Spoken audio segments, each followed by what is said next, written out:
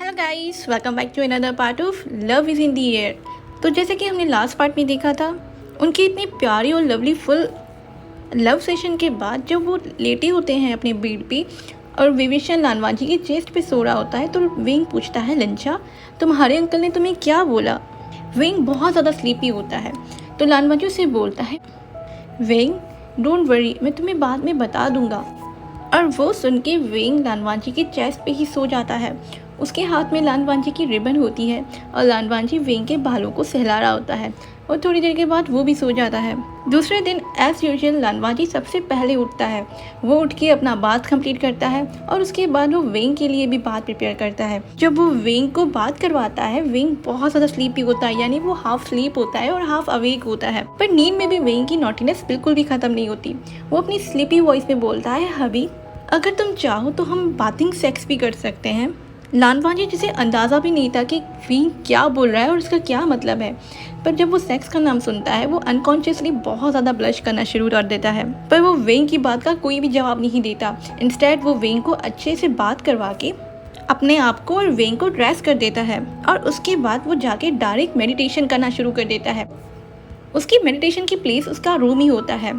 अभी तक उन दोनों का ब्रेकफास्ट बिल्कुल भी नहीं आया था, तो लानवाजी सोचता है कि वो पहले मेडिटेट ही कर दे, क्योंकि लानवाजी जिस बंदे के साथ रहता है यानी विंग के साथ, उसके लिए मेडिटेशन बहुत ज़्यादा इंपॉर्टेंट थी अपने माइंड को काम रखने के लिए। पर जब वो मेडिटेट कर रहा था, उसे अपनी अंकल की बातें बार बार याद आ रही थी। कुछ टाइम पहले जब लानवाजी अभी तक विंग को गुसुलान लेके नहीं आया था, विंग को लेके आने से एक रात पहले उसका अंकल उसे झंशी में बुलाता है और उसे ऑर्डर करता है कि तुम वेविशन को लेके आओ वापस। वो सुन के लानवाजी बहुत ज़्यादा हेजिटेट करता है और हैरत करता है। वो बोलता है, अंकल सीरियसली क्या मैं विंग को लेके आ सकता हूँ? लानवाजी की वॉइस में बहुत ज़्यादा काइंडनेस होती है और हैप्पीनेस होती है कि सारे इमोशन बहुत ज़्यादा मिक्सड होते हैं। इस रूम में उसका अंकल और उसका भाई लानशिशान होता है और वो दोनों वो सारी चीज़ देख सकते थे। तो लानवाजी की बात सुन के लांगकिरान बोलता है, हाँ। उसकी वॉइस बहुत ज़्यादा नॉर्मल थी, पर वो अपनी स्माइल को कंट्रोल नहीं कर पा रहा था। तो वो अपने नेफ्यू को देख के स्माइल कर ही देता है, क्योंकि वो लानवाजी के लिए बहुत ज़्यादा खुश था। और उसके बाद वो लानशिशान को देखता है और लंबी सी सांस लेता है। लानशिशान उसे बोलता है, थैंक यू अंकल। और उसके बाद लानवाजी भी जेन्युइनली अपने अंकल को थैंक यू करता है। और उससे पहले वो कुछ और बोले, उसका अंकल यानी लांगकिरान कुछ और बोलना स्टार्ट कर देता है। लांगकिरान लानवाजी को बोलता है कि बट वाजी, तुम्हें हमेशा एक चीज़ याद रखनी होगी, मुझे ग्रैंड चिल्ड्रंस चाहिए। लानवाजी को वो चीज़ समझ नहीं आती, बट वो फिर भी अपने अंकल को नोट करता है। और उसके बाद वो लानशिशान को देखता है बहुत ज़्यादा कन्फ्यूजली। लानशिशान उसे इशारा करता है कि तुम वेट करो और अंकल को स्क्रीन करने दो, और लांगकिरान वैसा ही करता है। वो बोलता है कि लानशिशान कभी भी लव वाली चीज़ों में इन्वॉल्व नहीं हुआ और मुझे डाउट है कि वो कभी भी नहीं होगा, क्योंकि उसका बिहेवियर सबके साथ नाइस है और फ्रेंडली बिहेवियर है। ना ही ये कभी किसी के साथ लव करेगा, और मुझे हाईली डाउट है कि ये कभी भी किसी भी चीज़ यानी लव वाले सेशन में इन्वॉल्व नहीं होगा। बट तुम वाजी, तुम इतनी ज़्यादा कोल्ड थी, इतनी ज़्यादा स्ट्रिक्ट थी, पर इसके बावजूद भी वेविशन जैसा लड़का तुम्हारे लिए प्यार में पागल पड़ा है। जैसे ही लांगकिरान वो चीज़ें बोलता है, वो एक लंबी सी सांस लेता है।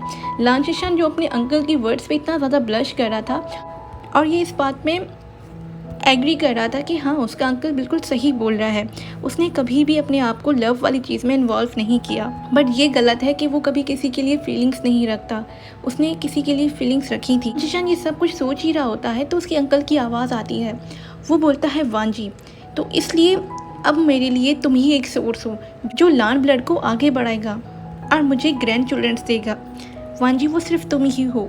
लानवाजी जो कब से अपने अंकल की बातें सुन रहा था, उसे कोई भी फ़र्क नहीं पड़ रहा था, यानी इतनी ज़्यादा बातें बोल दी लानकिरान ने, पर उसे लानवाजी जो जैसा बैठा था वैसे ही स्ट्रिक्ट फेस लेके बैठा था। इतनी सारी उसकी अंकल ने बातें की, बट उसने कोई रिएक्शन नहीं दिया। बट जब उसका अंकल ग्रैंड चिल्ड्रन के बारे में बोलता है, उसकी थोड़ी थोड़ी फेस पे ब्लशिंग हो जाती है। और उसके बाद लानकिरान अपनी सीट से उठता है और वो टेबल से कोई बॉटल लेके आता है और वो जाके लानवाजी को देता है। लानवाजी उस बोतल को बहुत गौर से देखता है। इससे पहले लानवाजी उसके अंकल से कुछ पूछे, उसका अंकल कंटिन्यू करता है। वो बोलता है, इस बोतल में कोई मेडिसिन है जो एक स्पेशल काइंड ऑफ हर्ब से बनाई गई है। ये जो हर्ब्स हैं वो किसी को भी प्रेग्नेंट कर सकते हैं, भले वो मेल हो या फीमेल। मुझे पता है कि वेविशान एक मेल है और वो प्रेग्नेंट नहीं हो सकता, तो पर्सनली मैंने ये मेडिसिन ऑर्डर की थी। तो मैं बस इसके 2 या 3 ड्रॉप्स लिक्विडली उसकी फूड में डालना होगा या उसको डायरेक्ट माउथ में डालना होगा, जिससे सारी चीज़ें वर्क करने लगेंगी। और हाँ वांजी, मुझे दूसरी बात ये कहनी थी कि मैं चाहता हूँ कि वेविशान ही तुम्हारा पार्टनर बने, यानी तुम उसी से शादी करो, तुम उसे वाइफ बनाओ या हस्बैंड, जो भी तुम्हारा दिल करे। बट ये चीज़ करने से पहले तुम्हें शादी करनी ज़रूरी है। जैसे ही लांकिरान अपना सेंटेंस फिनिश कर देता है, लांचिशान और लानवानी दोनों बहुत ज़्यादा ब्लश कर रहे थे। वो देख के लांकिरान को एक आइडिया आता है और वो लांचिशान के साथ भी मजाक करता है। वो बोलता है, विजन, अगर तुम्हें ये चीज़ चाहिए, यानी तुम्हें भी चिल्ड्रंस चाहिए, तो मैं तुम्हारे लिए भी ऑर्डर कर सकता हूँ, पर उससे पहले तुम्हें एक अपने लिए मेल लवर भी ढूंढना पड़ेगा। और इस सारी चीज़ों में मुझे लगता है वांजी तुम्हारी बहुत अच्छी मदद करेगा। और हाँ, मैं अब बुढ़ा हो रहा हूँ, मैं चाहता हूँ कि मैं अपने ग्रैंड चिल्ड्रन के साथ खेलूँ मरने से पहले, और मैं उम्मीद करता हूँ कि तुम दोनों ये मेरी विश कंप्लीट करोगी। लानवांजी और ज़ुविजन, उन दोनों के फेस इतने ज़्यादा रेड हो चुके थे और वो बहुत ज़्यादा अनकम्फर्टेबल फील कर रहे थे अपने अंकल की बातों से, और बस वो ये चाहते थे कि वो यहाँ से निकले। पर लानकिरान डेलिबरेटली वो सब कुछ कर रहा था क्योंकि उसे मज़ा आ रहा था अपने नेफ्यूज़ को तंग करने में, और वो उन दोनों का रिएक्शन देख के बहुत ज़्यादा सेटिस्फाई हो जाता है। वो देखते हैं वो बहुत ज़्यादा अनकम्फर्टेबल हो गए हैं, तो उनको बोलता है कि तुम लोग जा सकते हो। वो दोनों जा रहे होते हैं तो अंकल लानकिरान वांजी को बोलता है कि वांजी, मेक श्योर कि तुम कल वेविशान को वापस ले आओ और उसके बाद आके मुझसे मिलो। वो बात सुन के वो दोनों वहाँ से चले जाते हैं। अब ये इस टाइम की बात है जब लानवांजी वेविशान को वापस लेके आता है गोसुलान, और वेंग उससे अपना रिवॉर्ड मांग रहा था। तो लानवांजी वेंग को रूम में बिठा के खुद अंकल लानकिरान से मिलने जाता है। वो जैसे ही लानकिरान के रूम में जाता है तो लानकिरान से पूछता है कि वांजी, क्या तुम उसे लेके आए? तो लानवांजी बोलता है हाँ। तो लानकिरान से बोलता है, वांजी, ये चीज़ हमेशा याद रखना, शादी से पहले तुम उसे प्रेग्नेंट नहीं कर सकती, तो वेडिंग बहुत ज़्यादा इम्पॉर्टेंट है। वो सुन के लानवांजी बहुत ज़्यादा खुश हो जाता है क्योंकि वो जल्द ही वेंग के साथ शादी करेगा जिसे वो इतना ज़्यादा लव करता है। और उसके बाद वो बोलता है, लानकिरान, तुम जा सकते हो, मुझे पता है वेविशान तुम्हारा इंतज़ार कर रहा है, और हाँ, ये मत भूलना। और हाँ वांजी, तुमने अपनी फॉरेन रिबन नहीं पहनी, तुम्हें तो पता है कि तुम फॉरेन रिबन के बगैर बाहर नहीं जा सकते। वो सुन के लानवांजी हाँ में सर हिलाता है और वो ये सोचता है कि अगर मैं फॉरेन रिबन नहीं पहनता तो शायद वेंग एक जगह पे बिल्कुल भी नहीं रुकता। वो अपनी फॉरेन रिबन वेंग को दे के आया था क्योंकि वो चाहता था कि वेंग वहाँ पे स्टे करे और कहीं जाए ना। तो वो अपने अंकल को हाँ बोल के उस रूम से निकल जाता है और अपने रूम में आ जाता है। वो देखता है कि वेंग बहुत ज़्यादा अपने रिवॉर्ड के लिए वेट कर रहा होता है, और उसी टाइम लानवांजी अपना दरवाज़ा क्लोज़ कर देता है और वेंग के पास जाता है, और यहीं से फ्लैशबैक ख़त्म होता है और हम प्रेजेंट में आ जाते हैं। सुबह हो रही होती है तो लानकिरान, लानवांजी, लानशिशान, लान आयुआन और वेविशान और जंछा, वो सब लोग असेंबली हॉल में होते हैं। सारे लान डिसिपल्स उस हॉल में मौजूद होते हैं। लानकिरान जहाँ पे खड़ा था उसके राइट साइड लानवांजी और वेविशान और लान खड़ी थी, दूसरी साइड लानशिशा और जंछा और जिंगलिंग खड़े थे जो आज अपने घर वापस जा रहे थे, यानी लोटस पियर। वो जाने से पहले खाना खाते हैं। लानकिरान क्लैप करता है और वहाँ पे ही फूड सर्व हो जाता है। आप सबको तो पता है लान फूड जो इतना ज़्यादा प्लेन और उसमें सिर्फ हर्ब और मेडिसिन ही होते हैं। वेविशान, जंछा और जिंगलिंग जैसे ही वो फूड को देखते हैं उसको दिल होता है कि वो वॉमिट कर दे, और उनको सबको अपने लोटस पियर का फूड याद आता है जो बहुत ज़्यादा डिलीशियस था। तो वो जब फूड को देखता है वेविशान, वो अपने लवर को देखता है। तो जैसे ही फूड वेविशान के सामने रखते हैं, वेविशान अपने लवर यानी वांजी को देखता है जो बिल्कुल आराम से अपना सूप ड्रिंक कर रहा था। जंछा जो इतना ज़्यादा फ्रस्ट्रेट वाला मुंह बना के ज़ुविजन को देखता है, ज़ुविजन जो कब से उसे ही देख रहा था और अपना ड्रिंक कर रहा था सूप कामली। उसके बाद सब लोग लानकिरान के बाद सब एक साथ सूप ड्रिंक करते हैं और एक ही गो में। लानवांजी और वेविशान और जंछा भी वही चीज़ सेम करते हैं, पर वो जैसे ही स्टार्ट करते हैं पीना, लानवांजी समझ गया था कि वेंग को वो सूप नहीं पसंद, तो वेंग का सूप लानवांजी खुद पी लेता है। और जब वेंग नीचे देखता है वो देखता है उसका सूप तो ऑलरेडी फिनिश है। वो देखता है लानवांजी की तरफ जो उसके देख के स्माइल कर रहा था छोटी सी, और वेंग बहुत खुश था कि आखिरकार लानवांजी उसे समझ गया।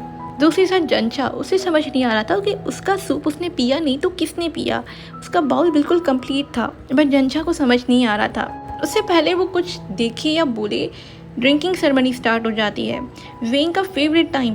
बट वेंग ये शायद भूल गया था लैंड क्लैन में बिल्कुल भी लोग ड्रिंक नहीं करते, तो इंस्टेड उसकी फेवरेट जो वाइन थी उसको वाइन नहीं मिलती, उसको जूस सर्व किया जाता है। पर इस बार वो बिल्कुल भी मुंह नहीं बनाता। बस वो पी लेता है जैसे तैसे। दूसरी तरफ जिंगलिंग जो अपने अंकल जेंचा के साथ बैठा था, उसे बिल्कुल भी अंदाज़ा नहीं था यहाँ पर कोई उसे बार बार देख रहा था, उसे फॉलो कर रहा था अपनी आई से।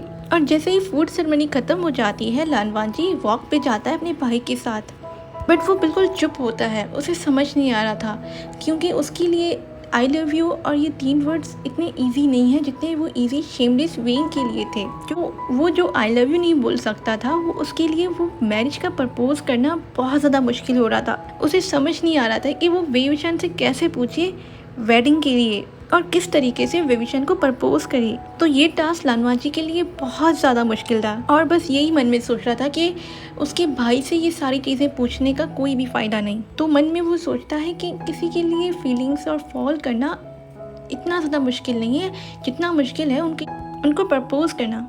और वो ये सारी बातें सोच के लंबी सी सांस लेता है क्योंकि वो सोच रहा था कि वो किससे पूछे, क्योंकि उसे लग रहा था वो किससे पूछे। उसका अंकल जो 50 ईयर्स ओल्ड मैन हो चुका है और उसका होपलेस भाई जो कभी भी लव वाली चीज़ों में इन्वॉल्व ही नहीं हुआ, बट उसके पास और कोई रास्ता होता ही नहीं है, तो उसे उनसे ही पूछना होगा। ओके गाइस, इस पार्ट को मैं यहीं एंड करती हूँ। देखते हैं अगले पार्ट में कि लानवाजी किस तरीके से वेइंग को प्रपोज करता है उसकी वेडिंग के लिए, यानी मैरिज प्रपोजल कैसे करता है। और इंटरेस्टिंग तो ये होगा वेइंग का रिएक्शन कैसे होगा जब उसे पता चलेगा कि वो अब प्रेग्नेंट हो सकता है। आई होप आप लोगों को ये पार्ट अच्छा लगा। अगर अच्छा लगा हो तो प्लीज़ मेरे चैनल को सब्सक्राइब, लाइक और कमेंट कीजिएगा। Bye bye.